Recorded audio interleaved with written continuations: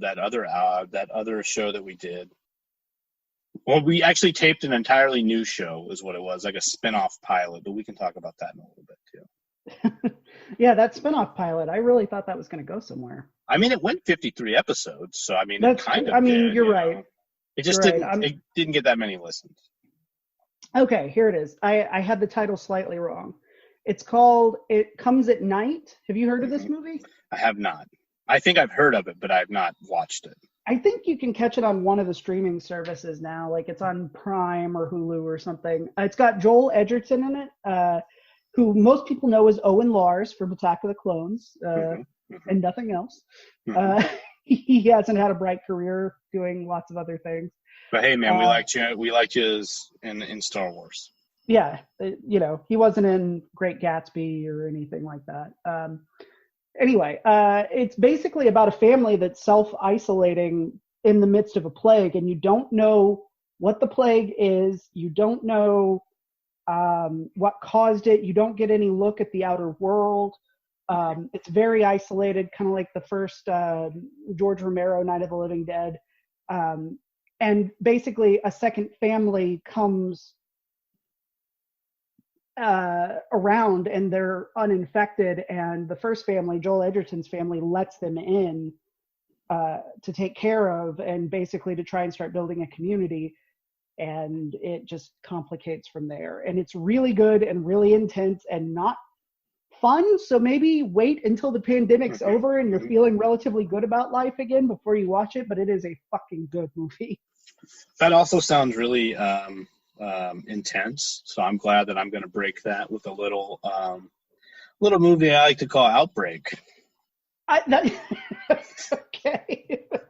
I love Outbreak. I love Outbreak too. I probably haven't either, or at least like bits and pieces maybe, but like it felt like a very 90s movie. And that's what I really like about it, because as I've gotten older, as us millennials get older, the more we pine for what we enjoyed, and as much to like the boomers did to the 50s and 60s and shit. So, right. I understand it now, I guess. But anyway, good movie. Monkey is in the movie. Always a fun thing. The monkey from Outbreak, yeah. Monkey from the monkey. He was in Friends, I believe, as well. Yep. He was Ross's monkey. He would have made a cameo in my movie in Sim Cinema, obviously. Obviously, yeah. You would. Especially in the action. He played a much larger role in my head in the action adventure version. Of Friends too. Yes, he was like I would say like supporting actor. Kind of like he was sort of the Infinity Stone that all the characters are chasing in the Marvel movie. Like they're trying to rescue Marcel. That was the monkey's name, I think. Yeah. I know my friend's trivia. All right, what else do you have? Give me your last one. My last one is not as campy, so that's good. My last one is the original Dawn of the Dead. Okay, that's actually my last one too. Oh, okay, perfect. Or no, I'm sorry. Night of the Living Dead is mine. Oh, great, great. Yeah, sorry. This is what happens when I leave my list in the other room because I'm old now. Because the aforementioned 90s nostalgia talk. Exactly. But it's my favorite zombie movie. It's one of my favorite horror movies. I just got the Criterion version earlier this year, actually, so I feel very classy. I don't know. It's, I saw it on PBS on Halloween night with my dad when I was like still in school. So I was a kid and I'd never seen anything quite like it. And it was this weird mix of like moody black and white, but like really intensely scary for what it was. I was used to like black and white horror movies not being very scary. And that one gets so much more visceral in places. I know it's probably tame by today's standards, but you feel it. You feel that tension in that movie very well. Like the long silences between like things that are happening, because like in a lot of ways, I think if this were happening, that would kind of be the first reaction. Like, oh my God, there are these fucking dead people running after me. I'm in a fucking house right now. I don't think anyone's dead in this house. I'm going to barricade myself in here because what the hell is happening? Right. And then the way that all the social mores stuff starts playing out and the ending of that movie is just fucking brutal. Yeah. You like do not see that coming. Even though I knew about it when it happened the first time I saw it, I was still like, oh, why? Yeah. What? He goes through all that, and then I mean, if you haven't seen it, go see it. I won't spoil it, but yeah, it's such a good ending.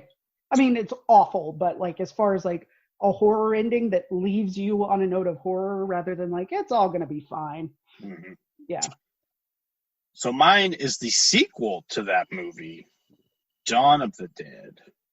Nice. From the original, the 1979, not the Zack Snyder 2002, 2001, whenever 2004. That was. Whatever. All those years mixed together. It came out the same weekend as Eternal Sunshine of the Spotless Mind. That was a very strange double feature. Yeah, and I think that I probably watched both of them probably like in quick succession of one another. Yeah, I think I saw them the same day. Yeah. So mine is the original Dawn of the Dead, 1979.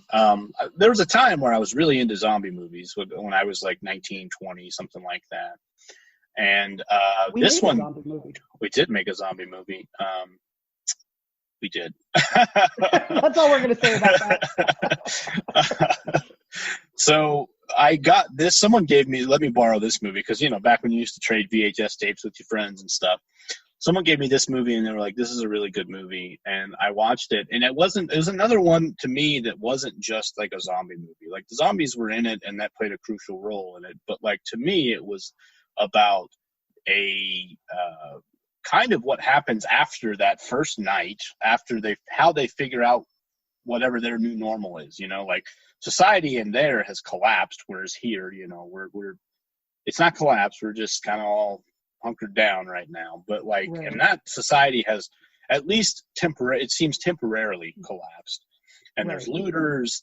And there's, people like the people in the movie actually steal a helicopter to get to where they're going from a news station. Like they were literally like, the guy was like, I fly for for the news station. I'll just steal their helicopter. Me and my 2 cop buddies and my pregnant girlfriend are going to get out of here in a stolen helicopter. Right. That kind of shit is wild, but like they live in that mall for a little while. And someone tries to take it from them at some point. Spoiler alert, but it's an old movie. You should have seen this by now. But actually, go see it. Anyway, someone tries to take it from human conflict, more so than zombie conflict. And I think that's always what's scarier about those movies. Well,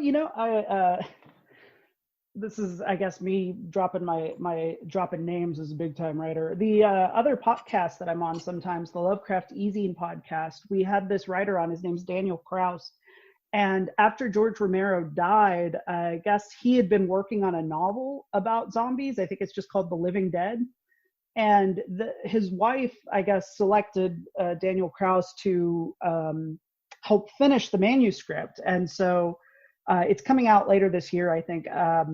But what he said was, just going through his notes, his, interviewing his wife, other close collaborators, was that Romero actually wasn't that interested in zombies. It's just it got to a point where that was all he could get financed. So he would just use those as vehicles to tell these more human stories. And I think that was especially true at the end of his life when he was doing like Diary of the Dead and stuff. But I don't know. That makes sense. Like I feel like that's definitely who Romero was as a filmmaker. I mean, I'm not a huge Romero fanboy, but I thought that was interesting. I think he may have always. I mean, even after I don't know. He did stuff after. I guess between Night of the Living Dead and Dawn of the Dead, he did quite a few things that were not zombies, but they just weren't as ever well received. And I guess, like he's saying, he couldn't really make any money any other way. But he did it very well. So yes, exactly. And I think it's because he was more interested in human conflict. I think that's what makes those movies special and what makes them resonate. Because they're not just gore fests for the sake of gore. Mm-hmm. Like some zombie movies can be. Like The Return of the Living Dead is literally like, let's see how many arms we can rip off. And it's like, do you need to? Yeah. And I mean, if that's what you're, want, I mean, that's fine, but it's not necessarily going to resonate with a larger audience or last as anything more than a curiosity. So how long have we been recording? About 35 minutes. Okay. What other things do you want to hit, or do you want to keep talking about some of these old episodes that we actually did now? I'm just going to go there. We actually did them, and we just never posted them. That's really what it boiled down to. And we're never going to. Everyone just seemed to get more elaborate and more crazy, and I was just like, we can't like start from here, you know? Like you can't start from when you're riding the New York roller coaster in Vegas with Mike Tyson's Tiger. You know, you just can't. No. Like you can't go from like, let's talk about Star Wars to that. I was hoping for a more like come down. We just never made it. We just didn't make it. Yeah, we needed to reground ourselves, and we didn't do that until now. Right, and this is the real Team Hurricane. This isn't the you know, we were trying to make it our living, you know, and we were trying to build a fan base and all the things that the suits wanted, and finally we just had to walk away. And get our lives together, and you know, focus on our marriages and our families, and you know, our passions, and that's why I think that's really why you moved to the dark woods of Alabama to write a novel. I know you didn't write it there, but I edited it and finished it there, so I did do a lot of the work on that novel. So you know, that's what led us to that, and I'm grateful for all the times that happened. You know, all the memories that we have of those shows. Like, what was the one thing that we did the one time at the New York Stock Exchange? Oh, my God, yeah, when we drained Bruce Wayne's bank account in broad daylight. And then just drove away on a motorcycle. And the thing is, we didn't own that motorcycle either. No. That was completely illegal. Yeah, I still have his millions. I'm just sitting on them. So that was. As soon as I spend them, I'm gonna get caught. That's when they get you. Yeah. That's when they got us last time. Yeah, exactly. When we started spending Tyson's millions. Right. Exactly. How do you think we got the Tiger? We conned him out of it when we were on that roller coaster. Look, we were the original Tiger Kings, but not. No, actually, that sounds terrible. That didn't happen. That didn't happen. That was just a name. Take it back. that didn't happen. That was just a name we called ourselves. We were the Tiger Kings of Las Vegas. Is what it came. You know, that's just what we were saying until that guy Jeff Lowe showed up, and then we were like, well, let's get out of here. Yeah, we're done. Town ain't big enough for the both of us, so we're just going to get out of here. And that's how we ended up in running that B&B in Maine. Mm-hmm. Which was great until the serial killers started, you know, having their conventions there. Yeah, I mean, it was good financially at first. Oh, yeah. The rooms were always, you know, full. Yep. And outside of the killing, a lot of them, they were very nice at breakfast. Absolute sweethearts of guys, as our friend Sergio would say. Yeah, outside of all that. But you know, we sold it to, who did we sell it to? It was someone sort of famous. Stephen King. It was a conglomerate that Stephen King and not DJ Qualls. TD Jakes. TD Jakes, that's what I meant. From there, they became fast friends. Which is weird. It was super weird. It was they bought it, and it was a thing for them. It was like a pet project for them. I don't know. So they bought that, and with that money, I think we were able to buy that race car. Yeah. There was when you grew a full-on mustache and sorry, it's my medication alarm going off. When you grew that full-on, I take meds now, kids. Yeah, no, it's fine. We're not. I've got arthritis. No one is. No one here is young.